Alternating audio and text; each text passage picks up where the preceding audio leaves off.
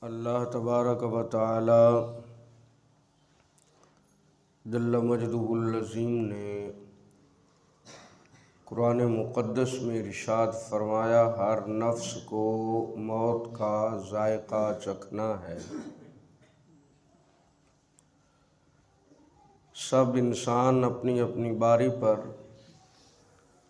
اس کرۂ ارض پر آتے ہیں اور اپنی زمینی زندگی کی عمر پوری ہونے پر واپس عالم ارواح کی طرف لوٹ جاتے ہیں۔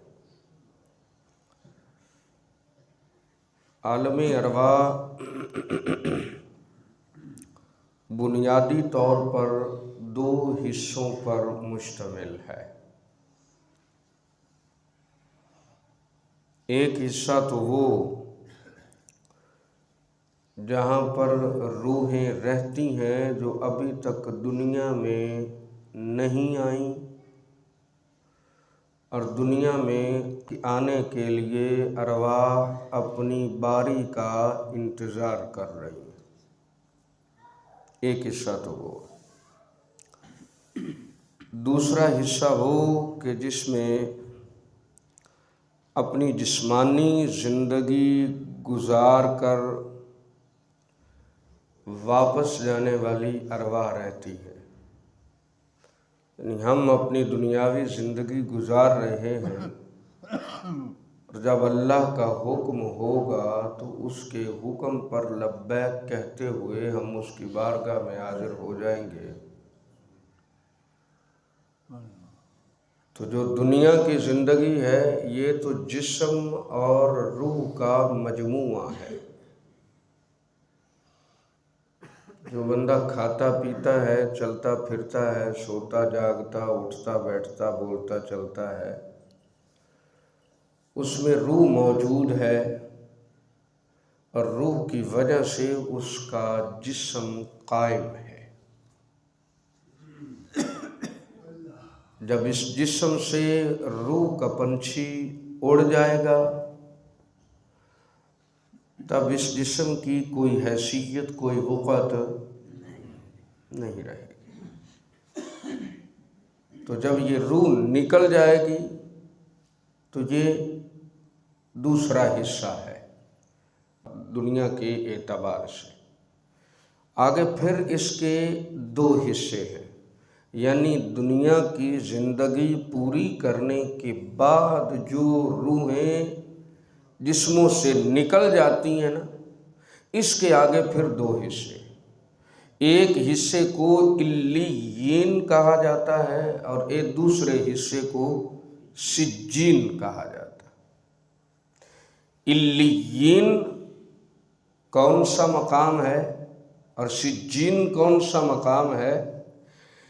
علیین اس مقام کو کہتے ہیں جس میں تمام مومنین کی ارواح رہتی ہیں۔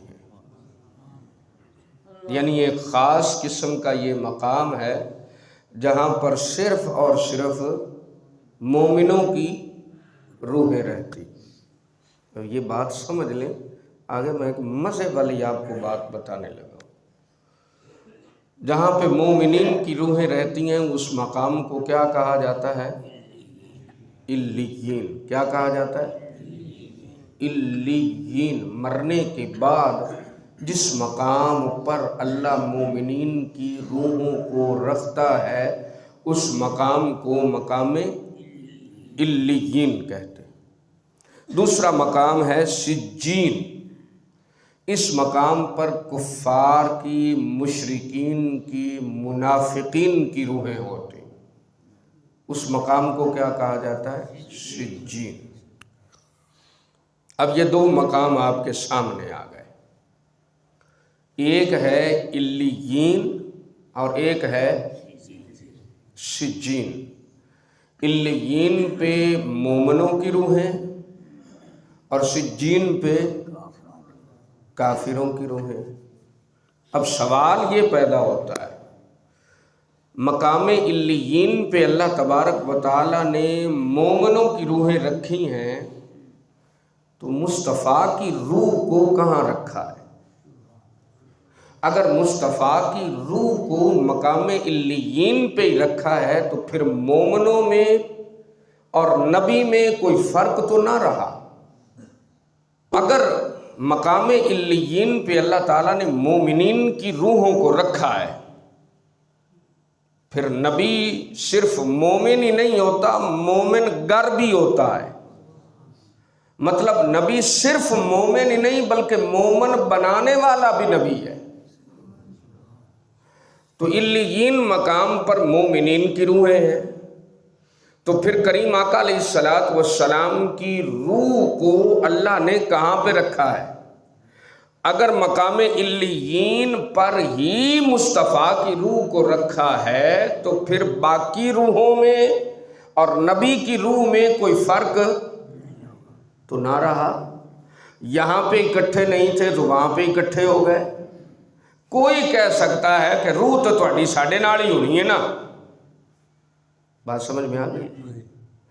تو پھر قاری صاحب اللہ تبارک و تعالیٰ نے مصطفیٰ کی روح کو رکھا کہاں پہ ہے؟ اب توجہ، آقا علیہ الصلوۃ والسلام بستر علالت پہ ہیں، باہر دروازے کی کنڈی کھٹکتی ہے، سیدہ پاک فرماتی ہیں من دق الباب، دروازے پہ کون ہے؟ انا عربی، میں ایک عربی ہوں اور مصطفیٰ کی عیادت کے لیے حاضر ہوا۔ سیدہ پاک فرماتی ہیں چلے جاؤ، میرے بابا جان آرام فرمائیں، کل آ جانا۔ وہ چلا گیا، دوسرے دن پھر آیا، میں ایک عربی ہوں اور مصطفیٰ کی عیادت کے لیے حاضر ہوا۔ سیدۃ النساء العالمین آقا کی شہزادی نے فرمایا چلے جاؤ، میرے بابا آرام فرما ہیں، کل آنا۔ ان جملوں پہ غور کریں، یہ کہنے والی کون ہے؟ مصطفیٰ کی شہزادی سیدۃ النساء العالمین سیدہ فاطمہ الزہرا، اور آنے والا بھی کوئی عام نہیں ہے، اسرائیل ہے۔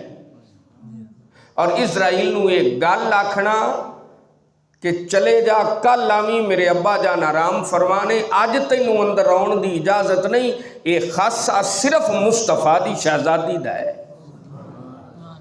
ہاں جی، ورنہ بوے تے آیا ہویا اسرائیل واپس نہیں موڑدا، واپس بھی نہیں موڑدا تے بوے تے آ کے انہوں کسے کو اجازت لین دی بھی لوڑ نہیں ہے۔ جے اجازت لیندا پہ تے پھر بووا کوئی عام بووا نہیں، سیدۃ النساء العالمین سیدہ فاطمہ الزہرا دا بووا ہے، جتھوں فرشتہ ملک الموت حضرت اسرائیل بھی اجازت لین تو بغیر اندر پیر نہیں پونگا۔